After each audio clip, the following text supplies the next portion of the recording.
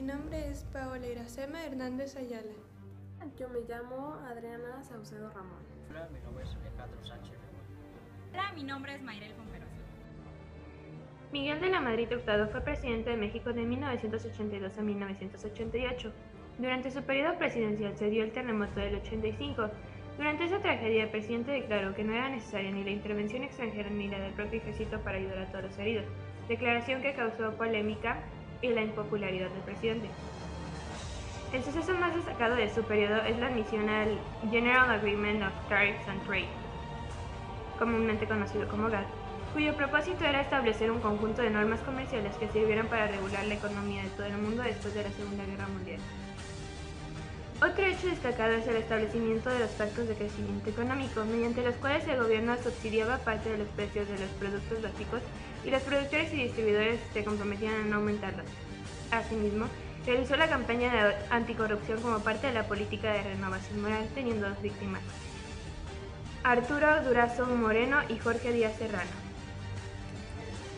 Carlos Salinas de Gortari, presidente de México de 1988 a 1994.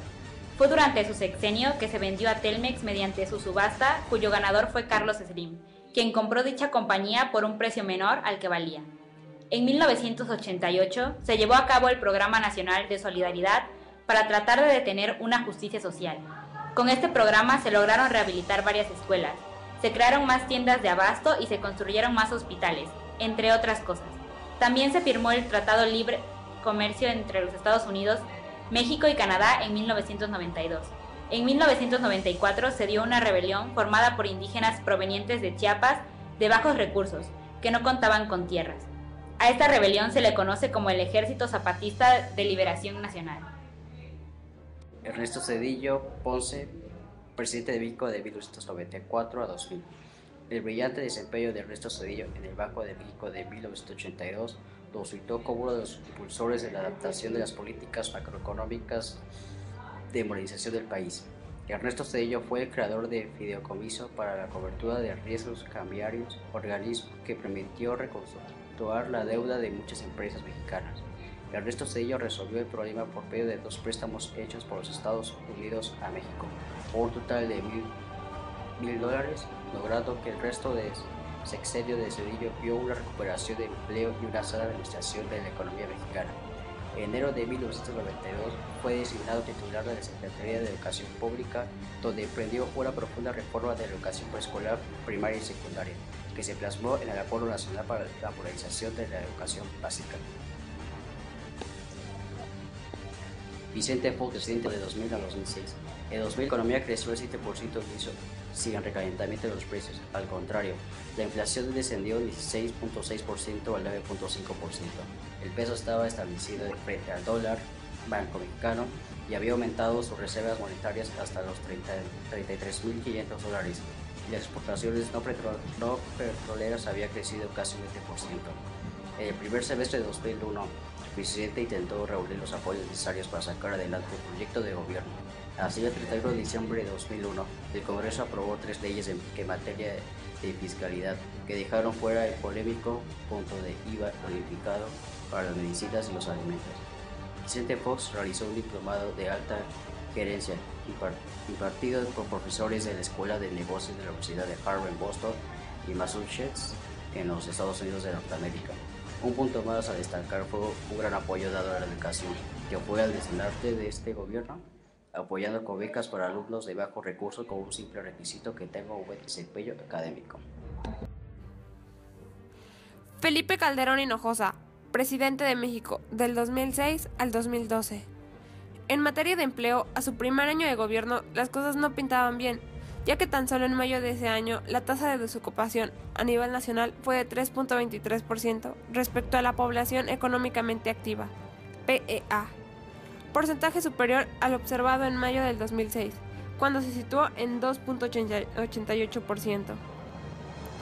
El gobierno incrementaría sus recursos para poder ofrecer más empleos. Pemex puede hacer contratos de obras y servicios para que otras empresas privadas puedan participar en cuestión de exploración y producción del crudo. En cuanto a economía, al comienzo de su sexenio, Calderón aplicó un decreto de austeridad en el cual se reducía el sueldo y el de sus secretarios de Estado. Además, se comenzó con los proyectos de primer empleo, eliminando las cuotas de los empresarios al IMSS durante un año, cuando estos contraten nuevo personal que no tienen experiencia laboral previa y por lo tanto tampoco registros en el IMSS. A un mes de comenzar su gobierno, Calderón se enfrenta a la crisis que trajo la súbita elevación del precio del maíz y de la tortilla, llegando a duplicarse el costo de esta última. Nieto, presidente de México de 2012 hasta el momento. En este gobierno ha habido muchas injusticias y acontecimientos importantes. Por ejemplo, en el segundo día de gobierno de Enrique Peña Nieto se creó el Pacto por México. La idea central del pacto es alcanzar los acuerdos necesarios entre las fuerzas políticas, antes de presentar la iniciativa de reformas estructurales, para que lleguen con el mayor consenso posible al Congreso de la Unión. La reforma financiera. Entre las principales motivaciones de dicha legislación se encuentra la creación de condiciones para que las familias y las empresas puedan tramitar más crédito a un costo más barato. El presidente declaró durante la promulgación de Ley Federal de Telecomunicaciones y Radiodifusión que ésta solo busca el bienestar de los mexicanos y la libre expresión en los medios, incluido el Internet. Al promulgar la legislación, detalló que la misma se basa en 4 ejes rectores: Internet al alcance de más mexicanos, telefonía más eficaz y costos accesibles para la población, así como mayor competencia en radio y televisión.